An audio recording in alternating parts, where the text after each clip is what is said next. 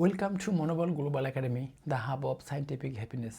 আমরা বলছি মনোবল স্ফুরিত হোক মনীষীদের জীবন থেকে মানুষের জীবনে। মাইকেল এইচ হার্ট কর্তৃক রচিত বিশ্বনন্দিত বই বিশ্বের শ্রেষ্ঠ 100 মানুষের জীবনের উপর ধারাবাহিক কন্টেন্ট পরিবেশনের আজকের পর্বে আপনাদেরকে অভিনন্দন। আজকের পর্বে রয়েছেন এরিস্টটল। খ্রিস্টপূর্ব 384 অব্দে প্রাচীন গ্রিসের এক মহান দার্শনিক, বিজ্ঞানী এবং শিক্ষক ছিলেন।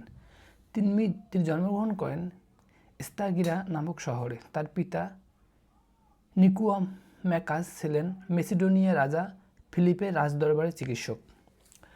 18 বছর বয়সে এরিস্টটল প্রথমে এথেন্সে এসে প্লেটোর একাডেমিতে যোগ দেন এবং প্রায় 20 বছর সেখানে অধ্যয়ন ও শিক্ষকতা করেন।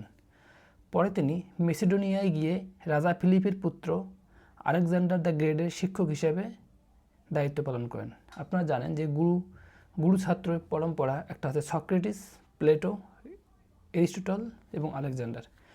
পরবর্তীতে তিনি এথেন্সে ফিরে লাইসিয়াম নামক নিজস্ব শিক্ষা প্রতিষ্ঠান গড়ে তোলেন। সেখানে তিনি দর্শন, যুক্তিবিদ্যা, নীতিশাস্ত্র, রাজনীতি, জীববিজ্ঞান এবং পদার্থবিজ্ঞান সহ বহু বিষয়ে গবেষণা এবং শিক্ষা দেন।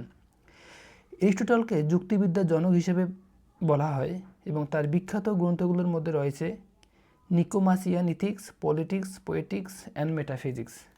খ্রিস্টপূর্ব 322 সালে তিনি মৃত্যুবরণ করেন। এরিস্টটলের চিন্তা এবং দর্শন আজও শিক্ষা, বিজ্ঞান ও মানব চিন্তার গভীর প্রভাব বিস্তার করে চলছে। সবাইকে অনেক ধন্যবাদ।